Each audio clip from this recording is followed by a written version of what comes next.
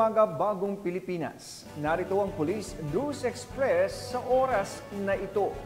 Naglalaan ng oras ngayon ang Philippine National Police sa pangunguna ng Officers Ladies Club Foundation Incorporated upang isulong ang pangkalusugang kaisipan ng kanilang mga tauhan sa pamamagitan ng musika. Nakatakda ang entablado para sa isang gabi ng awitan at pagdiriwang ng mga talento sa pinakahihintay na Singing Cups of the Philippines 2024 na gaganapin sa Music Museum, lungsod ng San Juan sa ika-27 ng Setyembre taong kasalukuyan.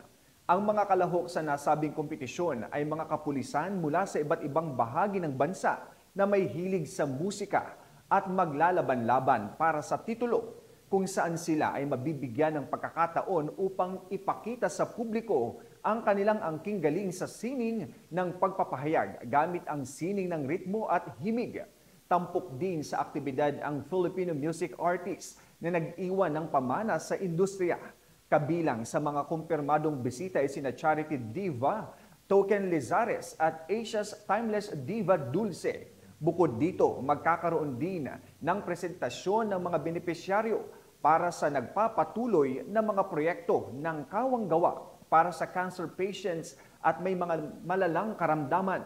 Samantala, layunin ng PNP na gamitin ang iba't ibang aspeto ng personalidad upang mapataas pa ang kumpiyansa sa sarili, lalo na sa pakikisalamuha ng pambansang pulisya sa komunidad upang makuha ang loob ng publiko para sa mga darating pa na pakikipag-ugnayan.